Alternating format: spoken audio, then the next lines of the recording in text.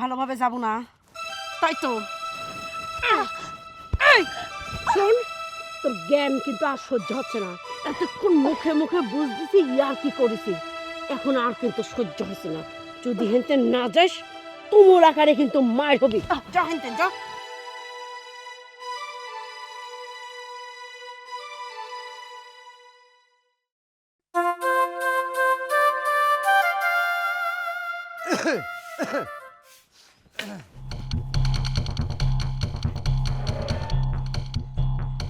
এই এই দরজা আটকা দিলে কেন? হ্যাঁ, এই দরজা খোলো। আমি কোনো বেগানা পুরুষের সামনেও যাই না, তাদের মুখও দেখি না। আরে আমি কি বেগানা পুরুষটা কি? হ্যাঁ, আমি তো জীবনের চাচা। খোলো দরজা খোলো। আপনি জীবনের চাচা হলেও আমার জন্য পরপুরুষ। আমি আপনার সামনে যেতে পারবো না। আপনার যদি কিছু বলার থাকে আপনি আমাকে বলতে পারেন। আরে বাবা, একজন মানুষ বাড়ির পর আসলে তাকে ইজ্জত করতে হয়, আর তুমি দৌড় মারিয়ে পলায়ে ঘরে উঠে দরজা দিয়ে দিলে। এইটা কি ঠিক হলো নাকি? বাড়া দেখুন আসো, কথা বলি। দেখুন, আমি পর্দার ভেতর থাকি, আমি আমার বাবার সামনেও যাই না। আর আপনি তো জীবনের চাচা। আমি তো আপনাকে বললামই, আপনার কোনো দরকার থাকলে আমাকে বলতে পারেন, কিন্তু আমি আপনার সামনে যেতে পারবো না। ও তাহলে জীবনের কাছে টাকা পাবো, টাকা কটা দাও। হ্যাঁ, জীবন আপনার টাকা রেখে গেছে, আপনি দাঁড়ান, আপনাকে টাকা দিচ্ছি। কি বিয়ে করি লিয়া আছে রে? হ্যাঁ, চাচা তাও বলে বেগানা পুরুষ। তাক দেখি তোর বাড়ি ঘরে যায় দরজা আটকা দিলি। দেশে কি আর মেয়ে ছিল না? হ্যাঁ, লাভ পারতে পারতে যাইয়ে এমন বিয়ে করে লিয়া আছে। বাপরে বাপ, কই দাও টাকা দাও। এই যে ধরুন।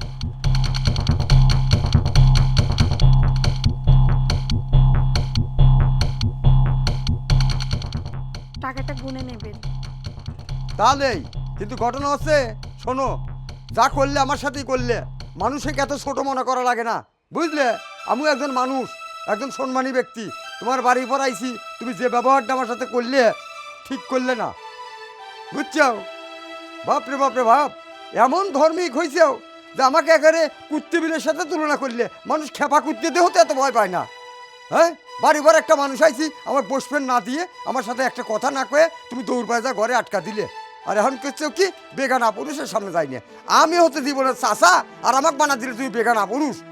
এরে বাবা রে বাবা, একটা মানুষ বাড়ি পর আসলে পরে একটু মানুষ কথা কয়, একটু বসপেট দেয়। বাপরে বাপরে বাপ, মনে হয় আমি খেপা করতে বাড়ি পর আইছি। মানুষ তো খেপা করতে দেয়, এরকম ভয় পায় না। হ্যাঁ, আমার সওয়াল ফল কোনোদিন আমি এরকম বিয়ে দেবো লাই। হ্যাঁ, ধার্মিক হয়েছে। হ্যাঁ, পর পুরুষের সামনে যায় না।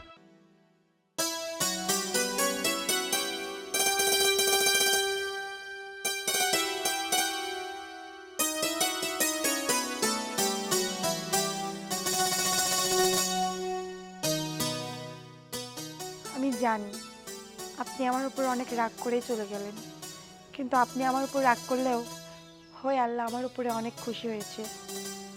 এতে আমার কোনো দুঃখ নেই। আপনি আমাকে যা ইচ্ছা তাই ভাবতে পারেন।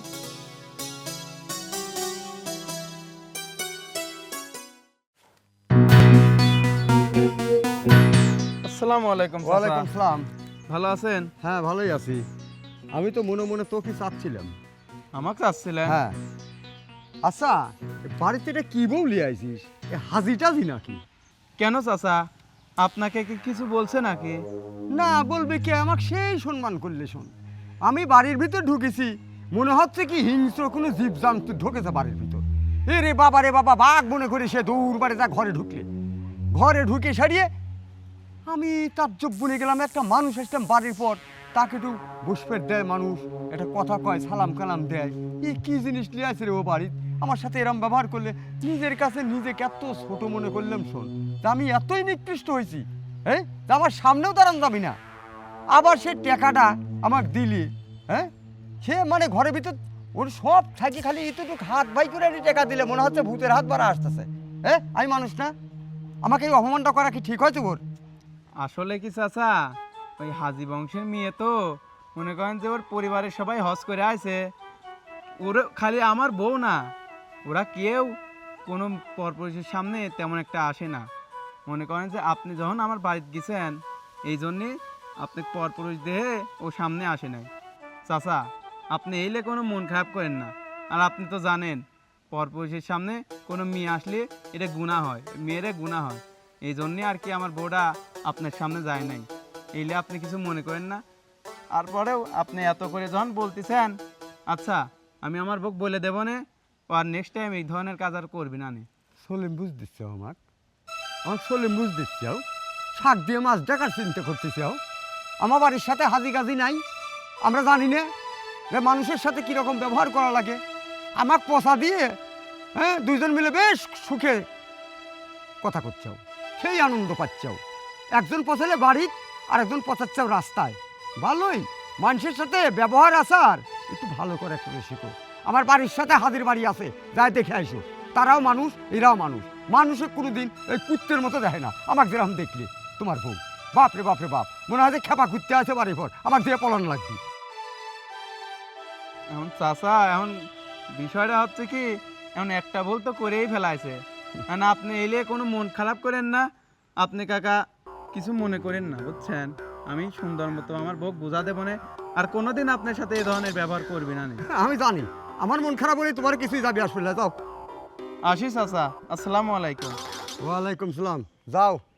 রে বাবা রে বাবা, আমার জন্য পুড়িয়ে ধুমিয়ে উঠতেছো তোমার, সব বুঝি।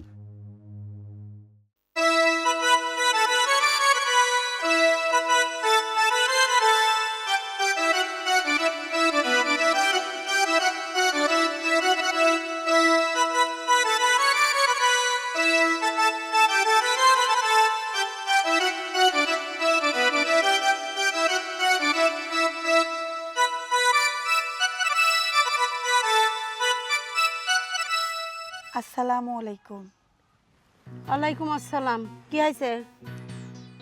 আম্মা, আপনি বাগানে বসে এভাবে সাজুগুজু করছেন, এত সাজুগুজু করে কোথায় যাবেন? চলে আসলি আমার হাজি সাহেব। আমার এই হাজি সাহেবের কামই হয়েছে আমার জ্ঞান দেওয়া, আর বাইরের হাজি সাহেবরা সারা দুনিয়ার লোকে জ্ঞান দেয়। আচ্ছা দেও, তুমি তো আর বাইরের লোক পাবে না, নেই আমাকে জ্ঞান দিবে তো দেও জ্ঞান, কত দিবির পারো। আম্মা, এসব আপনি কি বলছেন? আপনাকে ভালো কথা বললেই আপনার কাছে এটা জ্ঞান মনে হয়। আপনাকে আমি কেন জ্ঞান দিতে যাব? আপনি আমার থেকে যথেষ্ট বড়। আমার থেকে জ্ঞান বুদ্ধি তো আপনার আরও ভালো থাকার কথা। ওইটাই তো কথা, জ্ঞান বুদ্ধি তো আমার ভালো থাকার কথা, তাই না? তো তুমি কি মনে করো যে আমার জ্ঞান বুদ্ধি নেই? হ্যাঁ, দেখেন আম্মা, আপনার জ্ঞান বুদ্ধি আছে, তবে একটাও ভালো কাজের জন্য না। এই যে আপনি এই বয়সে সব সাজুগুজু করছেন, এটা কি মোটেও ঠিক? এগুলা করা কিন্তু মোটেও ঠিক না। আপনি সাজবেন, কিন্তু এই সাজাটা আপনি তো রাতের বেলাও সাজতে পারেন, যেন আপনাকে অন্য কোনো পরপুরুষ না দেখে। দেখেন আম্মা, আমরা তো মেয়ে মানুষ, আর আমাদের ধর্মটা হচ্ছে ইসলাম। আর ইসলাম ধর্মে মেয়েদের সবসময় পর্দা করতে বলা হয়েছে। আর আপনি সে পর্দা না করে এইভাবে যদি ঘুরে বেড়ান, তাহলে কিন্তু আপনার পরকালে গিয়ে আল্লাহর কাছে অনেক হিসাব দিতে হবে। কারণ আমাদের এই জীবনটাও কিন্তু চিরস্থায়ী না আম্মা। মৃত্যুর পরে আমরা যে জীবনে যাব, ওইটাতে আমাদের অনন্তকাল থাকতে হবে। ঠিকই কইছ বৌমা। এই যে আমি হিসাব দেব কি করে, কত দেহি এই হিসাবের সময় না আমি তোমাকে নিয়ে যাব, বুঝছো? তুমি যায় আমার হিসাবগুলি দিয়ে আসবে। তুমি তো এত হাদিস কালাম জানো, তুমি হিসাব দিলে আমার সব গুনাহ মাফ হয়ে যাবে, বুঝছো? আর এই যে কইছাও ঘরের ভিতর সাজবেন, এই ঘরের সাথে দেখবি কিনা আমার কি স্বামী আছে যে আমার স্বামী আমাকে তাহা তাহা দেখবি? আমি এখন যাব শহরে মার্কেট করতে, আর এখন যদি আমি সাইজি গুইজি না বাড়াই, মানুষ কবির ও আল্লাহ পা ফাটা মহিলা কোনতে নাইছে। না না না না, আমি তো ও টাকা করতে দেব না নে। আম্মা, আপনি যদি মানুষকে আপনার পা না দেখান, তাহলে মানুষ দেখবে কিভাবে? দেখুন, আপনি আমার কথা শুনুন। আপনি বোরকা পরে সুন্দর করে নিজেকে ঢেকে তারপরে শহরে যান। এইবার বুঝতে পারিছি তোমার আসল কারণ। কবে তো যে আম্মা আপনি শহরে যাচ্ছেন, মার্কেট করবেন, আমার জন্য একটা বোরকা, একটা হিজাব, একটা জায়নামা যায় নাই কইলেই তো হয়। আমি আমি এই তো আইনে দেই, খালি খালি আমার কতগুলি জ্ঞান দিলি, পাগল একটা। আচ্ছা, আমি শহরে যাচ্ছি, তোমার জন্য একটা নতুন হিজাবও আনবো নে, তারপরে বুরকাও আনবো নে। খুশি তো এইবার? যাও, এইবার দয়া করে আর জ্ঞান দিয়ে না, বড়ও হিনতেন বড়ও। আম্মা, আপনি সব কি বলছেন? আমার তো বোরকা, হিজাব, জায়নামাজ সবই আছে। আমি তো আপনাকে বলছি না যে আমার এতগুলো জিনিস লাগবে। আর আপনি ভালো করেই জানেন যে আমি অপচয় পছন্দ করি না। আর আমার এগুলো থাকাকালীন কেন আমি আপনাকে এগুলো আনতে বলবো? আমি আপনাকে যে কথাটা বলছি আপনি সেই কথায় থাকেন। আমি আপনাকে যেটা বলছি সেটা মানার চেষ্টা করেন, এতে আপনারই ভালো হবে। হ্যাঁ, আল্লাহর রাস্তে তুমি একবার জ্ঞান দিয়ে না। হ্যাঁ, আমি তোমার পায়ে পড়ি, হ্যাঁ পায়ে পড়বো, তাও আর জ্ঞান দিয়ে না। হিনতেন যাও, আমাকে সাজাটা শেষ করবে দাও, আমার তাড়াতাড়ি শহরে যাওয়া লাগবে। না মা, আমি আপনাকে এইভাবে যেতে দেব না। তার জন্য আমার যা করতে হবে আমি তাই করব।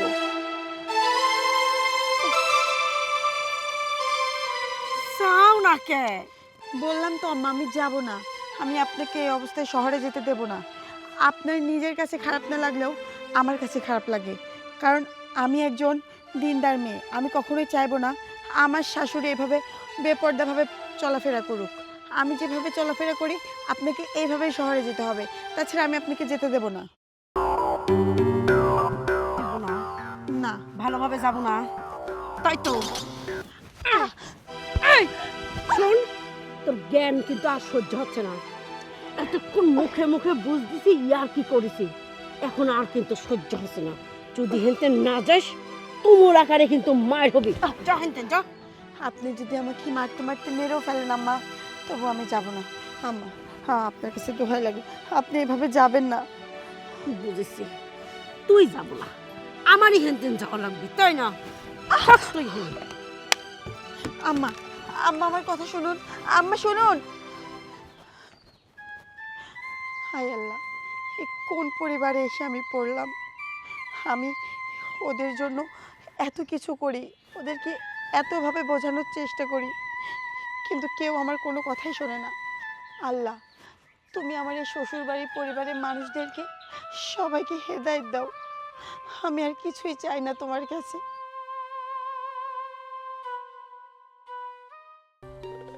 ওর কত বড় সাহস চাচার সাথে খারাপ ব্যবহার করে। আখি, আখি, আখি। আসসালামু আলাইকুম। ওয়ালাইকুম আসসালাম।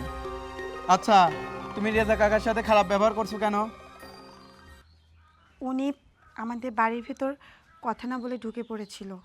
উনি কি জানে না যে একজন মুসলমানের বাড়িতে ঢুকতে হলে কাশি দিয়ে অথবা সালাম দিয়ে ঢুকতে হয়? তাই বলে তুমি কাকার সাথে খারাপ ব্যবহার করবা? কই, আমি তো তোমার কাকার সাথে খারাপ ব্যবহার করিনি। ওনাকে ডাকো প্রয়োজন পড়লে।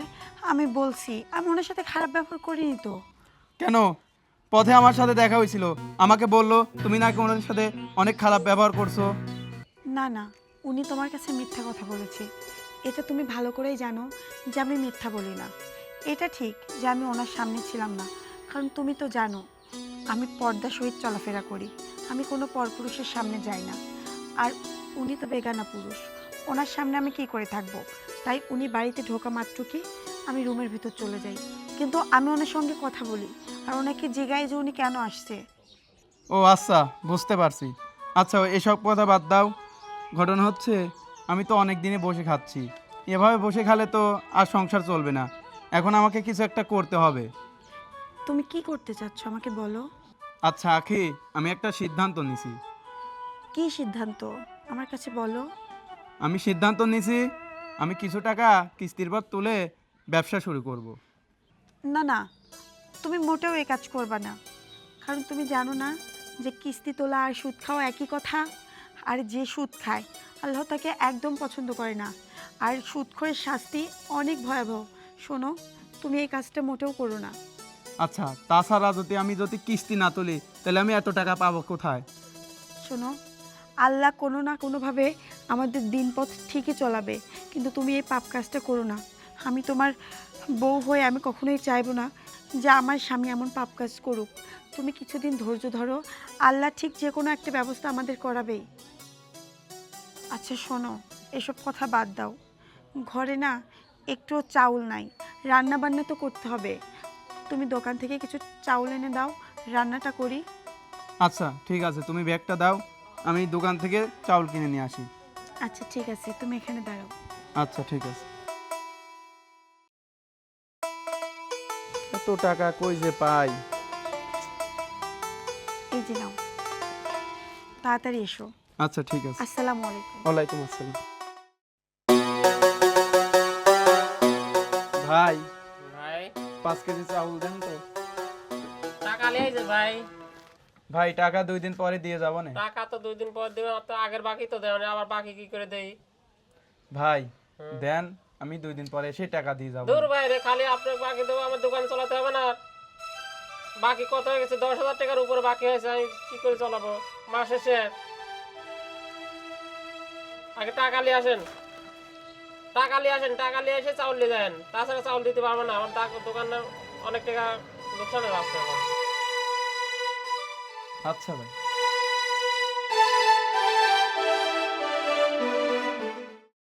চাউল তো দিলই না, আরো অপমান করে তাড়িয়ে দিল। আমি বললাম কিস্তি তুলে একটা ব্যবসা শুরু করি, ব্যবসা শুরু করলে অনেক টাকা পয়সা হবে, আমাদের অভাব সব দূর হয়ে যাবে। না, উনি বলে এটা হালাল না, এটা হারাম, ওটা হারাম, এত কিছু করে ব্যবসা হয়। বুদ্ধি একটা পাইছি, আজকে এমন শিক্ষা দেব ও আজীবন মনে রাখবে। ও আমাকে বলে নাকি আমি এটাও করতে পারবো না, ওটা করতে পারবো না, এই ব্যবসা হালাল না, ও ব্যবসা হালাল না। ও আমার জীবনটা একদম তেজপাতা করে দিল। আজকে এমন চাউল খাওয়াবো যে চাউল তুই কোনোদিনও খাসনি। তুই আমাকে বলিস এটা করা যাবে না, ওটা করা যাবে না, কিভাবে সংসার চলে এটা শুধু আমি জানি। আমার সাথে কি শুরু করছে ও? ওর সাথে সংসার করতে লাগে আমার জীবন পুরো একদম তেজপাতা হয়ে গেল।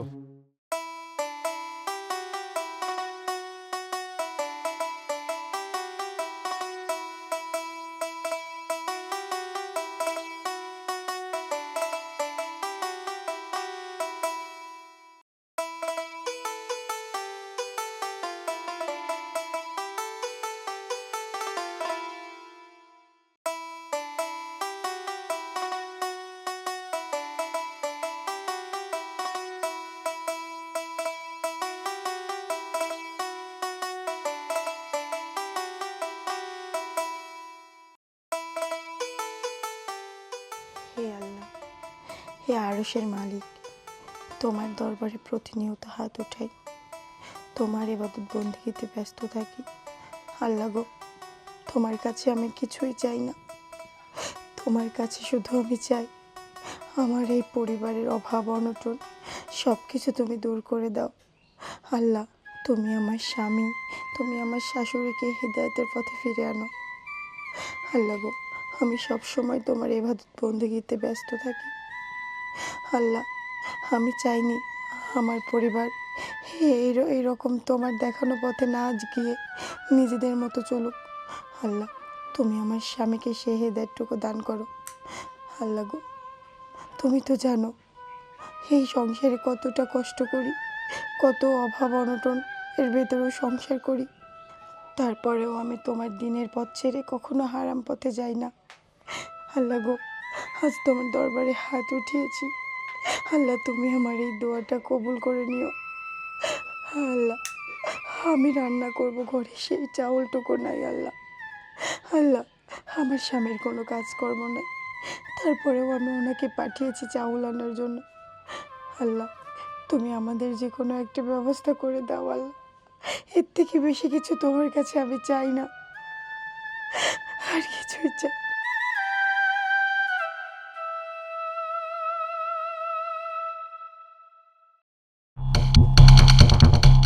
আখি, আখি, এই যে চাউল নিয়ে আসছি, ডিশটা নিয়ে আসো। তোকে যেমন চাউল খাওয়াবো তুই আজীবন মনে রাখবি। আসসালামু আলাইকুম। ওয়ালাইকুম আসসালাম। চাউল নিয়ে আসছো? হ্যাঁ চাউল নিয়ে আসছি। দাও, এই ডিশে দাও, আমি রাখো। রান্না বসাই।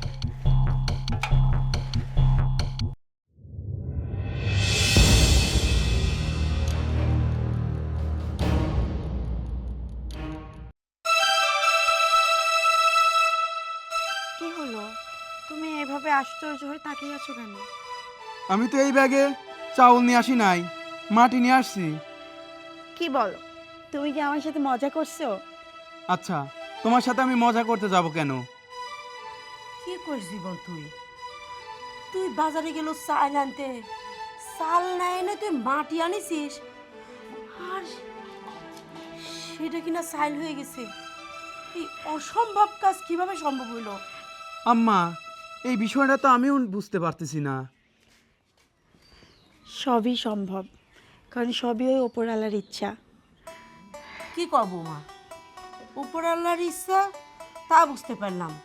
উপর আল্লাহ চাইলে সব পারে, কিন্তু উপর আল্লাহ এইভাবে চমক দেখালো, তার তো কোনো না কোনো কারণ আছে, সেই কারণটা জানা লাগবে।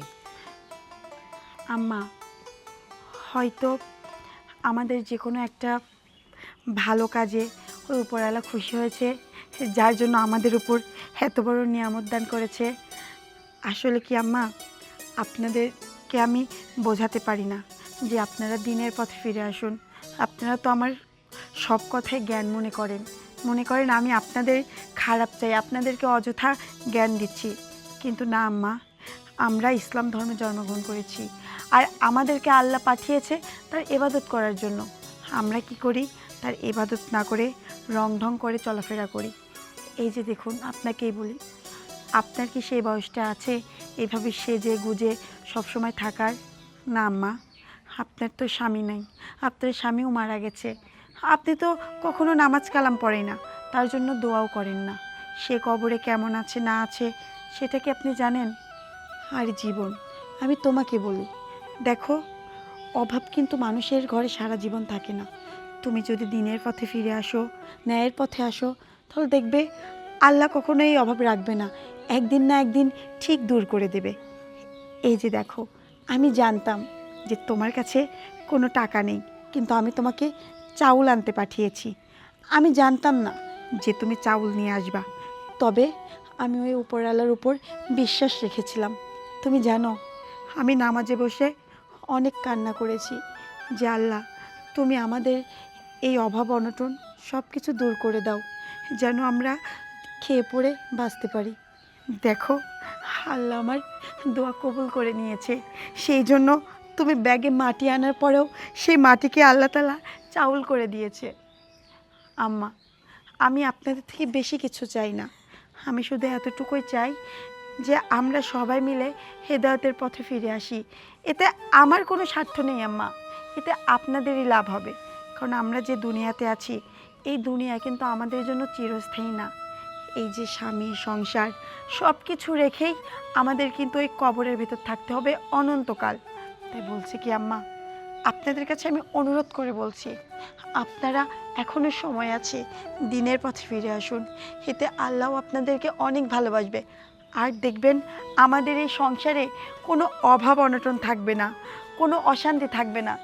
আমাদের এই সংসারটা ফুলের বাগানের মতো হয়ে যাবে। ঠিকই কইছ বৌমা, আজকে আমি বুঝতে পারিছি তোমার নামাজের কত গুণ। আল্লাহর কাছে তুমি নামাজ পড়ে কইছাও, আমার স্বামীর পকেটে টাকা নেই, কি করে চাল কিনবি, আল্লাহ ঠিক জোগাড় করে দিয়েছে।